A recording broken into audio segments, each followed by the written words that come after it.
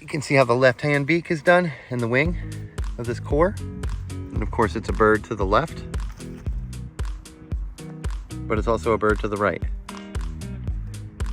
Looking at the black paint mostly.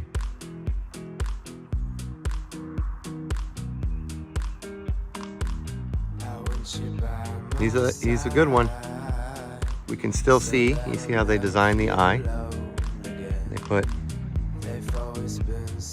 little gems and they pack clay around it.